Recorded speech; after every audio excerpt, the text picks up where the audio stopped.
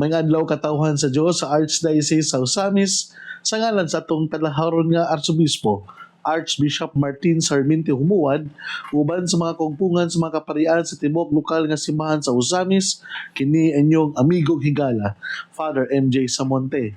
Maghahatod og pamalandong ninyo karong adlaw karon nga Martes sunod sa ikalimang nga semana sa Pasko sa Pagabanhaw Mayo 20, 2025.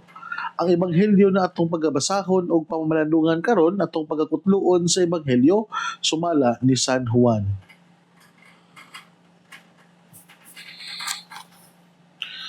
Si Jesus mingon sa iyang mga tinunan, ang kalinaw ibilin ko kaninyo, ang akong kalinaw ihatag ko kaninyo. Kalinaw nga dili ingon sa ikahatag sa kalibutan, ayaw kamo kabalaka o ayaw kahadlok. Gisultihan ko na kamo nga mobiya ako apan mobalik ako. Kung higugman ninyo ako, malipay ako nga moadto ako sa amahan. Kay siya labaw man kanako. Gisultihan ko kamo niini karon sa wala pa kini mahitabo. Aron ini kahitabo nini mutuo kamo. Dili na ako makigsulti kaninyong dugay kay taliabot ang nagmando nining kalibutana. Wala siya gahom kanako apan kinahanglan mahibalo ang kalibutan nga higugma ako sa amahan. Busa gibuhat ko ang tanan nga iyang gisugo kanako. Tana manglakaw na kita. Mga igsuon ang ebanghelyo sa Ginoo. Daigon ikaw o Kristo. Maayong adlaw kanatong tanan sa makausapa mga igsuon gyud ni Kristo. Karon adlaw nga Martes, Mayo 20, 2025. Ako ang pagtimbaya sa tanang mga naminaw nato karon sa tibuok dapit kung asa man kamo naminaw diha sa inyong mga panimalay sa tanang mga nanay ug tatay nga sayo kay ming mata bisan pa man og sila wala na yung mga trabaho pero mga sayo kay mga sayo kayo nga nagampo og rosaryo ug sayo kayo nga mag-walking. Kung asa man mo napita karon ingat kamo. Ihat, mintaot pa unta nga kanunay naamo sa mayong panglawas o kamo bubuan sa Ginoo og maayong kondisyon para kita o kamo kitang tanan nga naghatag og higayon sa paghimaya sa ngalan sa Ginoo, tagaan niya o malipayon nga adlaw o fruitful and meaningful nga kinabuhi sa pagpadayon sa tuong kalibutanong panaw. Sa ato ang mga kaigsuunan nga nagpaabot silahang mga suporta, naghatag og mga stars, naghatag og ng mga pag-ampo, mga acknowledgement and compliments. Salamat kayo labi na sa itong mga higala diha gikan pa sa New York, Tita Barira and family.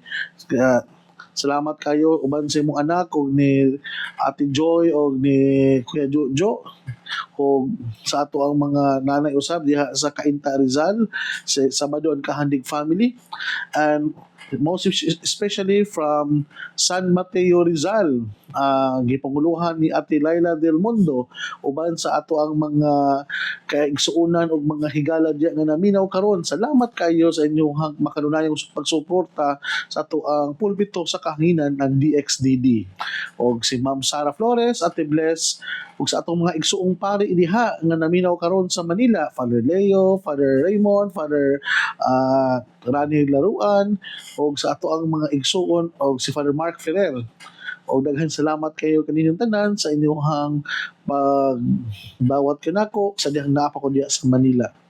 O ako ang pagtimbaya usab sa tanan nato mga Duping Fathers gikan sa Dipolog, Osamis, Pagadian, Iligan, Marawi, sa tanan natong mga higala nga mga kaparintihan, labi na sa akong pamilya diya sa Pagadian, mayong adlaw o God bless katong tanan. Nindot kayo atong ebanghelyo karon mga igsoon gud ni Kristo. Kita gipahimduman nga sa wala pa minbiya og balik si Jesus ngadto balik sa iyang amahan, iyang gibilin balik na pud ang kalinaw. Sa dihang gikan siya sa madulom nga kasinatian, mao ang pagbuntog niya sa sala, sa dihang giatubang niya ang kamatayon og siya sa iyang pagbanhaw og balik wa sila ang tumong og tinguha sa iyang katawhan sa Dios, labi na ang sa iyang nakipagkita siya balik sa iyang mga apostoles, ang kalinaw lang gyapon ang iyang gihatag kaniya. makaingon kita nga ang kalinaw mao kini ang gitawag nato og the new luxury in our world today. Dili ang mga mahalon nga sakinan, dili ang mahalon nga mga gamit, dili mahalon na mga balay, kundi ang kaning maka-attain ta og peace of mind and peace of heart. Kay ano man, kay may walay value ug walay meaning ang kaning gitawag nato og pagkaadunahan nimo kung at the middle of the night you are restless, wala kay kalinaw sa kunahon kasing-kasing, ug wala kay kalinaw diha sa imong pagtulog, ug wala kay kalinaw sa imong kinabuhi, warag gihasol ka kanunay kay tungod kay naa kay mga gitawag nato og useless worries, useless anxiety or useless na mga stress. Now, mawala gyapon ang kanindot sa kinabuhi kung wala tay kalinaw diha sa pangunahon og kasing-kasing. Hinaot mo unta na kaning kalinaw na gibili ni Kristo kanato, dili nato ni siya sayangan. Ato na siyang i-value, ato ani siyang i-savor, o ato ani siyang tagamtamon kay tungod kini ang kailangan sa atong kalibutan karon. Ang malinawon nga pangunahuna sa matag usa kay ang tawo manggod nga naa sa kalinaw makapaminsar og tarong, makahimo og desisyon na tarong, o makahimo siya og mga nindot nga desisyon, o labaw sa tanan ang tao nga naa mga guy kalinaw wala siya laing tumong og tuyo kundi kung paghimo og mga butang which is beneficial not only for himself, herself, but for others. Mao na mga igsuon. Tanawan yun ng mga tao nga naabit ay peace of mind and peace of heart. Ang iyahang mga plano, ang iyahang mga kanang bitaw point of direction sa iyahang mga desisyon, dili nagpunting kanunay sa kaugalingon. Pero katong mga tao bitaw nga kanang gubot kayo, tanawa na full of insecurities, gustong iyaha kung unsa iyang makuha. Mo na nga atong bantayanan nga kung kita magud nga naa sa kalinaw, we learn to be contented. Kaya nga naman, malinawon man ang atong kinabuhi bisan pa og kanang dili kayo inana ka mahalo natong mga gamit, then malinawon imong hunahuna kasing-kasing, dali ra ka makontento. Og dali ra pud ka malipay. Og ang tao nga naay kalinaw, kana bitawng dili nimo siya lisod palipayon, dili nimo siya lisod i-please, o dili nimo siya lisod nga kanang tagaan o kanang ipahimutang sa iyang kinabuhi. Kaya nga naman, mga ginagmay nga mga nindot, ma-appreciate man niya.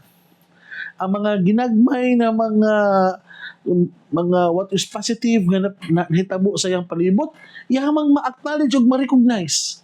Kaya mo lagi na siya sa malinawon nga kahimtang, na siya sa malinawon nga disposisyon sa iyang kinabuhi.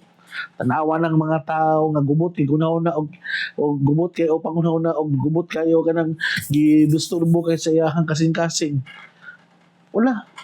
Bisan pag imo nagpasikatan niya sa tubangan, di gyud na kabalo mo appreciate, di gyud na kabalo mo compliment kay ngano man clouded man, disturbo man, wa may kalinaw. Mao na ako na matikdan mga igsoon ha, dili man na siya siguro true to all, pero para nako based on my subjective point of view, ang tao gani nga nay kalinaw, always grateful sa unsay mga nahitabo sa iyang palibot, always thankful sa mga ginagmayng butang na mga nahitabo kaniya. Labaw sa tanan kanang ang tao nga naay kalinaw, dili siya fault finder kundi mahimo siyang proactive kung unsa ang pwede niyang mabuhat pa sa iyang kaisig kaingon. Tanawa na, maka-distinguish man juga na ang taong naay kalinaw o wala. Kaya ang tao bitaw nga gubot og nahuna, ang puros pod na manggawas na mga istorya siyang baba, puros na gyud maot, negatibo kayo, toxic kayo ang manggawas sa iyang baba. Pero ang tao gay nga naay kalinaw, bisan pa og toxic kayo iyang palibot, pero ang mugawas sa iyang baba, positibo gyapon nga na unsay mga silver linings matud pa kaya Na sabi ito, nindot yapon nga pwede niyang makita sa dili maayong panghitabo. We always see what is good in bad situation.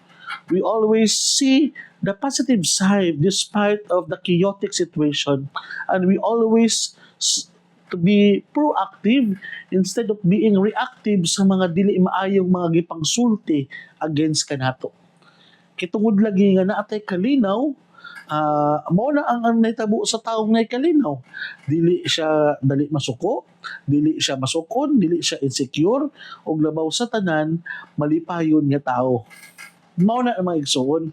Mao na ang ato nindot kayo nga makatunan diha sa ato ebanghelyo karon na mo gibilin ni Kristo kanato. Ka ang kalinaw ibilin ko kaninyo, ang akong kalinaw ihatag ko kaninyo, ang kalinaw nga dili ingon sa ikahatag sa kalibutan. Tinuod. Kay we always remember that peace or ang kalinaw is not the absence of war, not the absence of chaos, not the absence of conflict, but despite of this chaotic situation, you remain at peace, you remain calm because you know that there is God in our midst.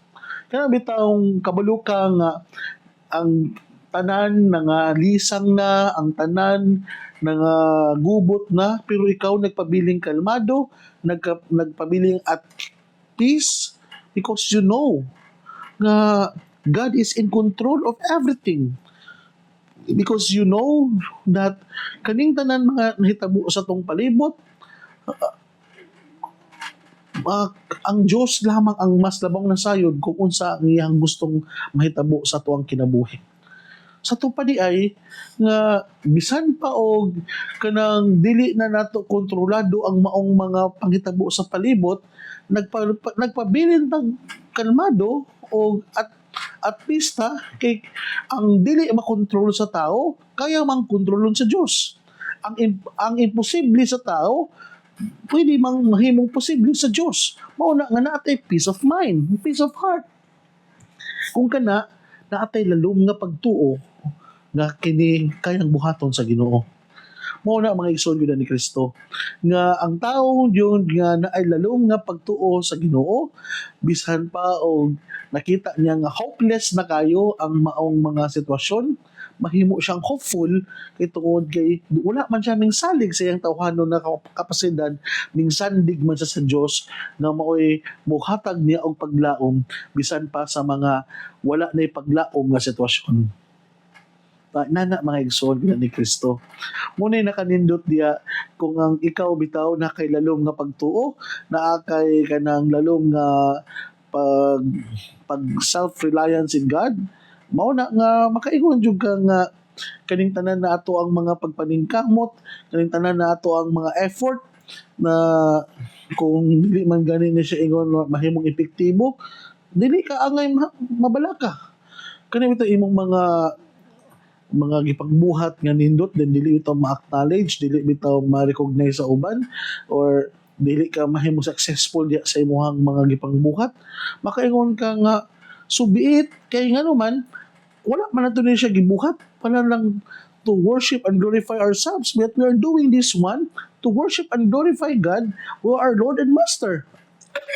Mao na nga tinaot pa unta sa tanan natong mga misyon, sa tanan natong mga endeavor, sa tanan natong mga gitawag nato og mga gipagbuhat sa kinabuhi, dili ta angay mabalaka, dili ta angay mo-worry kung unsay mga posibleng mahitabo nini. Mo bitaw na ang uban moingon dayon ba no, baka dili ko daw waton, baka dili ko nila ingon nga kana bitawng ulay maminaw nako. Kani akong gibuhat karon mga igsoon ni Kristo. Una gyud sa una, ana ko na bitaw ang pagduha-duha, ana ko na Bishop, mura bag kanang na kay maminaw na ko na Bishop nga dili man ko inana ka wala dili man ko inana ka anad nga mohatag og pamalandong diha sa atubangan sa video kay ang ako ra gyud taon kanang inato ra bagid taon gyud ba. So, nandun ako na-realize ba nga, nga mahadlok bang ko kung naabay maminaw o wala. nga kani gibuhat man ni nako, not for myself. Hindi, I'm doing this one nga gitugutan ako akong kaugalingon nga gamiton ko sa Dios nga mahimo niyang mouthpiece para madunggan ang iyang maayong balita. Sa tupad ay, it is no longer my concern kung naabay maminaw na kung wala, kundi ang Diyos na ang mangitag pamaagi kung unsaon niya nga ang kaning mga simple ug yano na nga pinulungan sa iyahang sulugoon mulag ba sa kasing-kasing sa matag usa na mao'y makapadasig, mao'y makapahatag og bag-ong direksyon sa mga kinabuhi nga in taon nawad-an na og direksyon og nawad-an na og gana. Mao na maigsuon. Mao na kung bag-ong mindset ug prinsipyo karon nga I will do my part. At least nahimo kung I learn to participate diha sa creative power of God sa pagsangyaw sa maayong balita. Mao na nga kung naamay maminaw, naamay matandog, or naabay mo matawag nato nga maka-appreciate, naman wala, so be it. As long as gibuhat na ko ang maong tahas o unsay gisugo sa Ginoo kanako, at least ang Dios na po'y bahala ana sa mga dili na ko kayang buhaton. Kana lang mga igsuon. Kay kung nana akong mindset, mangandam lang ko sa taman sa ako ang pining mabuhat o at peace kay ko nga i-deliver na ako sa simple og yano nga pamaagi ang mga pulong sa Ginoo nga mo'y makatabang sa atong mga igsuon karon nga naa diha sa ilahang tagsa-tagsa ka mga sitwasyon nga posibleng magamit pod nila sa ilahang pagpadayon sa ilahang kalibutanong panaw. Inana lang mga igsuon ko ni Kristo.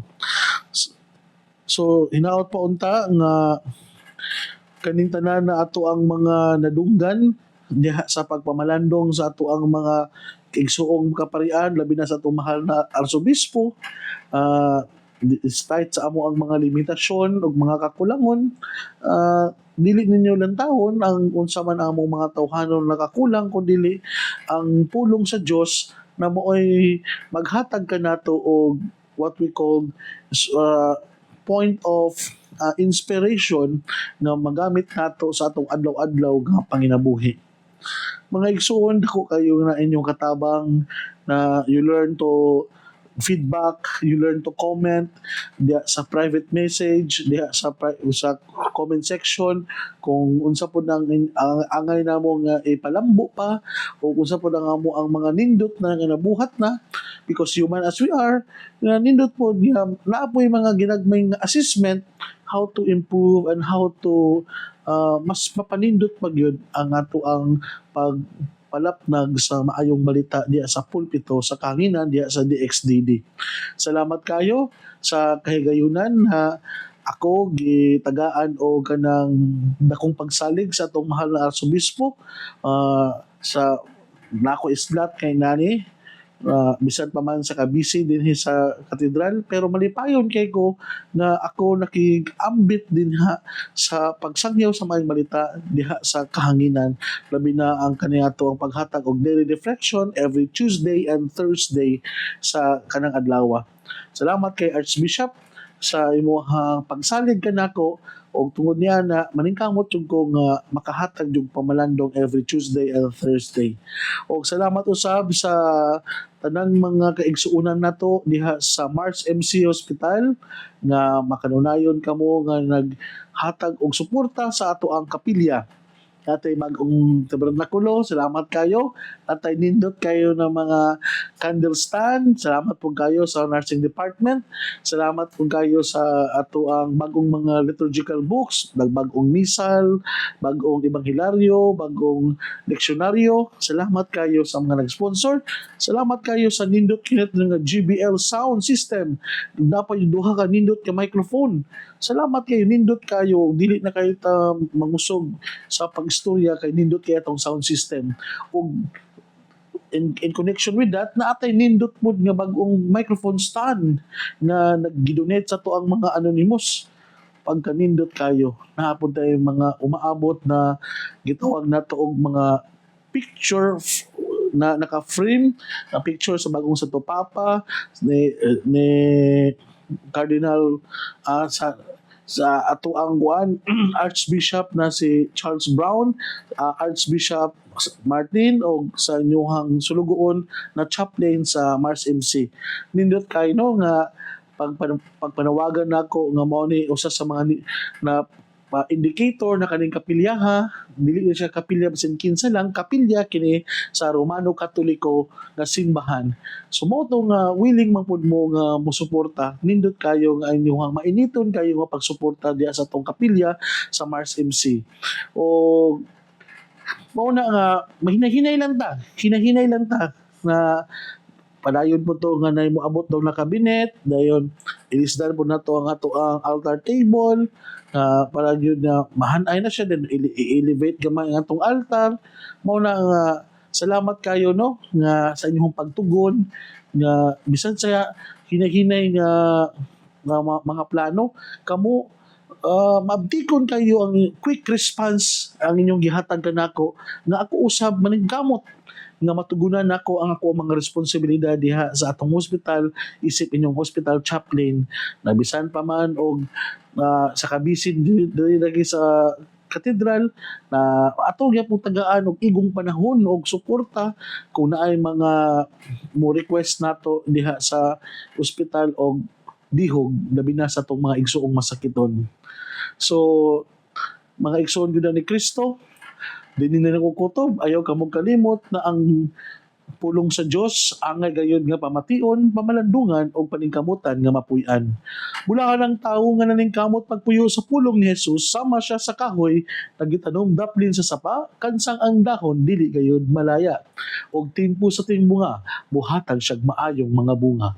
Hinaot mo unta na kining tanan na atong nadungog o gipamalandungan nakatabang ka nato sa pagkinabuhi nga balaan na maoy magdala ka nato sa ato ang gitinguha og padulungan ang gingharian sa langit ng gipangandoy sa matag binunyagan. Igsuon ugma na usab uban sa pangama sa atong mahal nga birhen na si Santa Maria atong gitawag dinhi sa misa-misnon og birhen sa kuta, ang Dios magapanalangin unta kanimo sa ngalan sa Amahan ug sa Anak ug sa Espiritu Santo. Amen. Daghang salamat. God bless.